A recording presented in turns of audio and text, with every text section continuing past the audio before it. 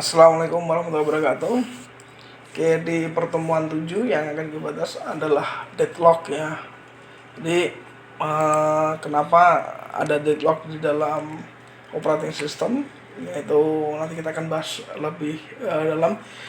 Tinjauan instruksionalnya adalah sama ya, mahasiswa mampu menjelaskan deadlock dalam sistem operasi dan mahasiswa mampu untuk menjelaskan bagaimana deadlock terjadi dan mengetahui cara pencegahannya. Nah, pembahasan di sini adalah latar belakang model sistem, strategi menghadapi deadlock, mencegah deadlock, dan menghindari deadlock. Latar belakang itu sendiri, deadlock atau dead embrace dapat terjadi pada suatu proses disebabkan proses itu menunggu suatu kejadian tertentu yang tidak akan pernah terjadi. Nah, dua atau lebih proses dikatakan berada dalam kondisi deadlock. Bila setiap proses yang ada menunggu suatu kejadian yang hanya dapat dilakukan oleh proses lain dalam himpunan tersebut, maka kita gambarkan menjadi model seperti ini.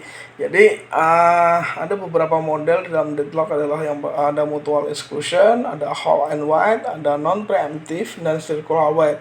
Di mana mutual exclusion sendiri adalah suatu kondisi di mana setiap sumber daya diberikan tepat pada satu proses pada suatu waktu.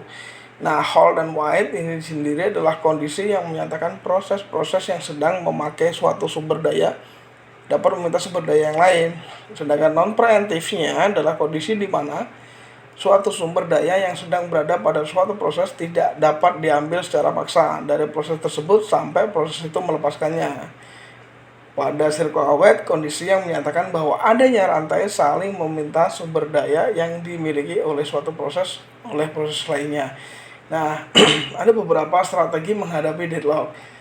Pertama adalah mengabaikan adanya deadlock. Yang kedua, memastikan bahwa deadlock tidak akan pernah ada, baik dengan metode pencegahan, dengan mencegah 4 kondisi deadlock agar tidak akan pernah terjadi. Nah, metode menghindari deadlock yaitu mengizinkan 4 kondisi deadlock, tetapi menghentikan setiap proses yang kemungkinan mencapai deadlock. Nah, berikutnya adalah membiarkan deadlock untuk terjadi dengan cara 1.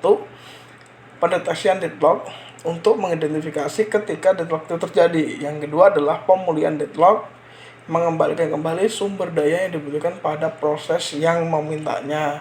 Nah, untuk pencegahan deadlock itu ada syarat, langkah, dan kelemahan sendiri. Syaratnya jika ada mutual exclusion, langkahnya adalah pooling sumber daya.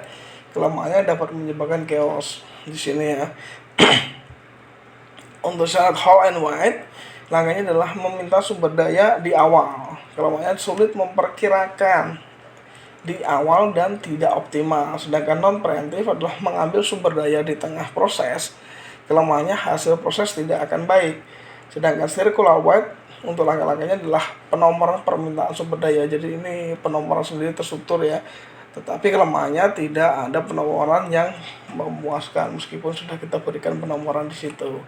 Oke, menghindari deadlock, kondisi aman adalah safe state yang digunakan. Suatu keadaan dapat dinyatakan sebagai safe state jika tidak terjadi deadlock dan terdapat cara untuk memenuhi semua permintaan sumber daya yang ditunda tanpa menghasilkan deadlock dengan cara mengikuti urutan tertentu.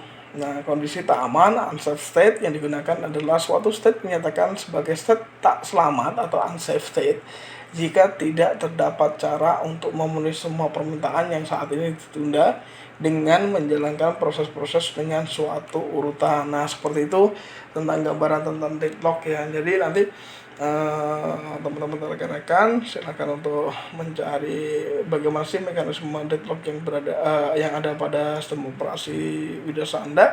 Kenapa sih terjadi deadlock itu? Oke, kira cukup dari materi itu deadlock. Assalamualaikum warahmatullahi wabarakatuh.